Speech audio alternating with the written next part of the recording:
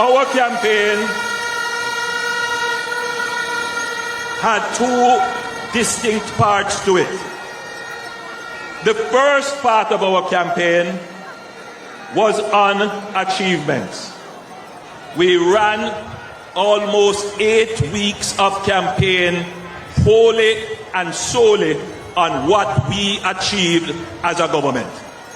No other government of Jamaica was able to ever do that.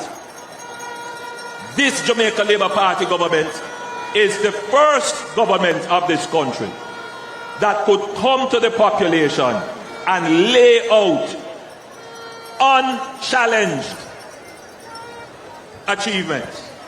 If you notice, the PNP, the detractors and the critics could not contest any of the achievements we placed, the 200 and other achievements we placed in our achievement.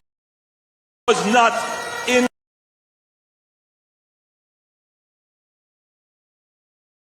Nobody challenged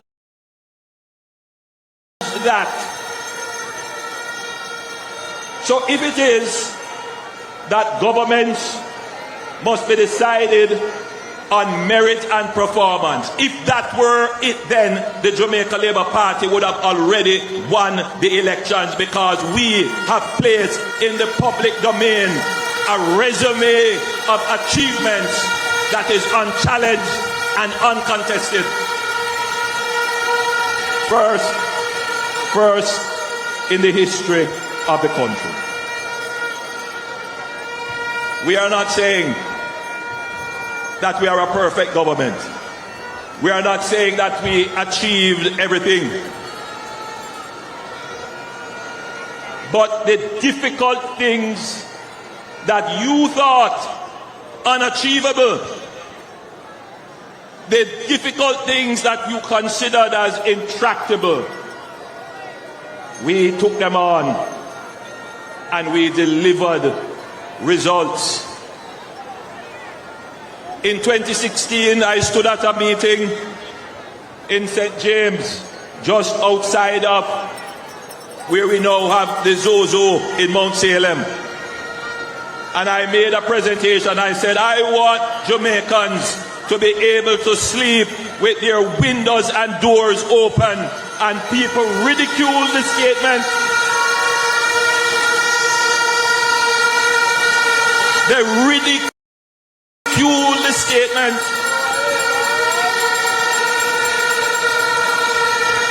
But I know what God has in store for this country.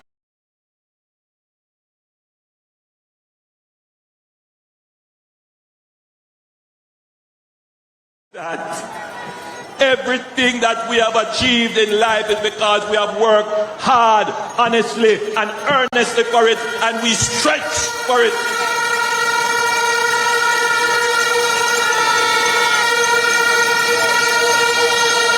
And it is the ambition to achieve peace in Jamaica why I made that.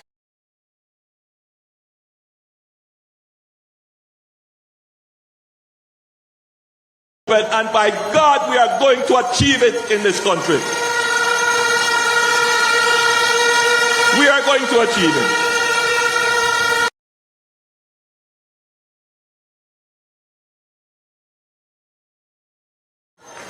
Some people thought it was never possible, but we did it. We did it using zones of special operations. Follow me. Follow me. Tell me one community in Jamaica that is now at war with another community. Tell me that. Just think about it. Tell me one.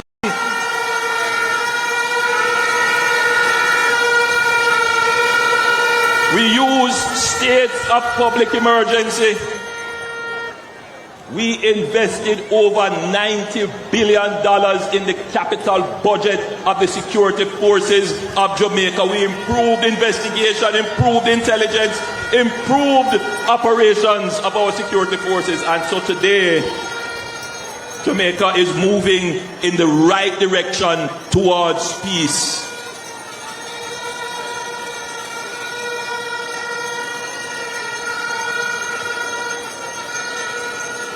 They felt that Jamaica would never ever reduce its debt. We cut the debt in half. They felt that we would always have high unemployment. Unemployment is now down to 3.3%. They felt that they will always have to be burdening the people with taxes. We presented 10 budgets with no net new taxes in this country.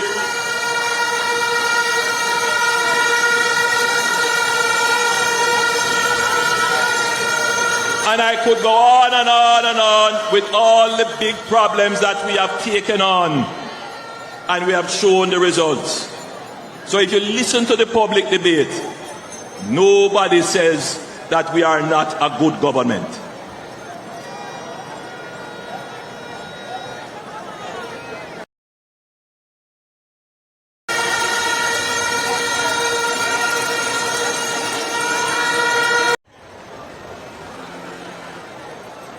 Two years ago or so, you would recall that there were protests and demonstrations at our consulate and embassy in the United States.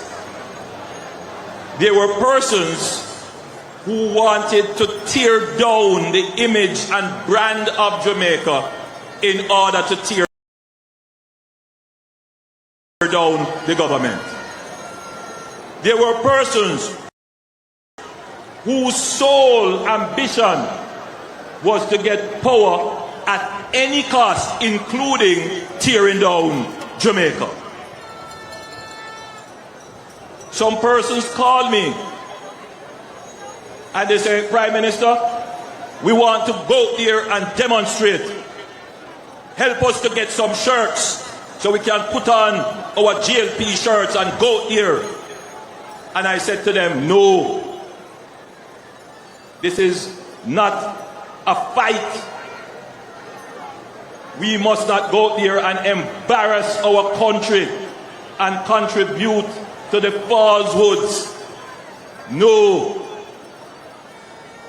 And one of them said to me, all right, Prime Minister, see what you're saying. You are choosing Jamaica. Jamaica, and I ask all of you here, I ask all Jamaica, make the choice for Jamaica. Choose Jamaica. 2011 to 2015, they ran aground again. We must never allow them to take us off the course on which we are now. We must.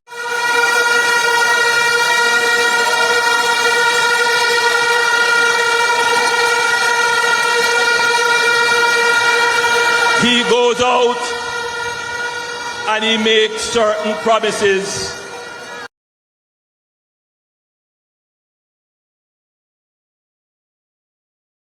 What is possible to do within responsible fiscal limits and what is not possible.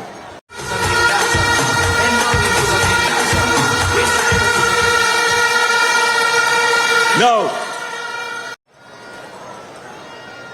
we already know is the first man I see a run to take a jacket.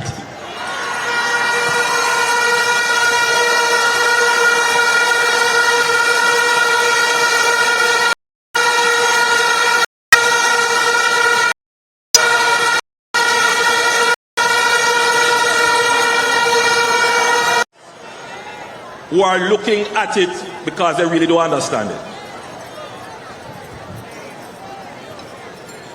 Our proposal increases the threshold gradually.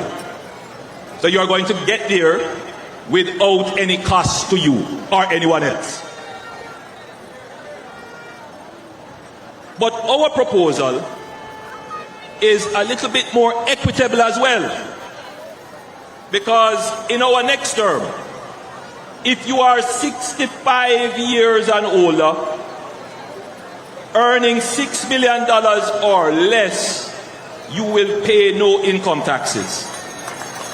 And I'm appealing now and speaking to our senior citizens and our elders who didn't benefit from 1.5, who didn't benefit from the subsequent increases. During COVID, they had a difficult time they had to stay in, and it has been really difficult for them. And if we are a fair society, isn't it fairer to give them the benefit? Yes.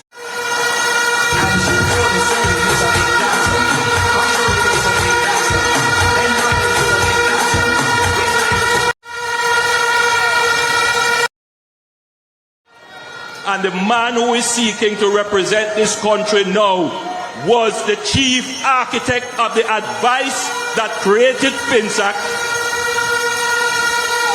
and he benefited from FinSAC.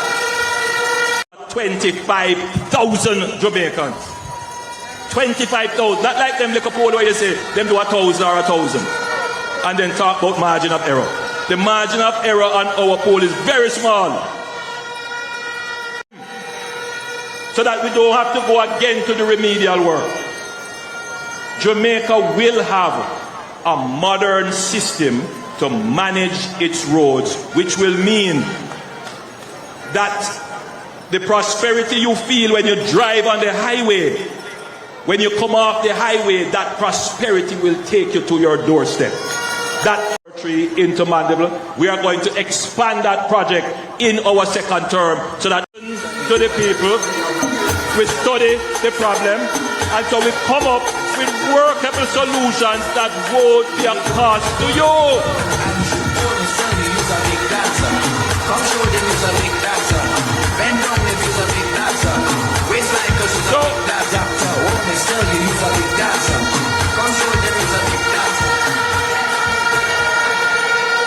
September, I ask you to make the choice in favor of Jamaica. I ask you to choose Jamaica. Choose the Jamaica Labour Party. Put your X beside the bell. Put your X beside the Jamaica Labour Party. Choose prosperity. Choose peace. Choose progress. God bless you. I love you. And I see you the night of the 3rd as we celebrate our victory for Jamaica. God bless you. Thank you. Traveling mercies as you go home.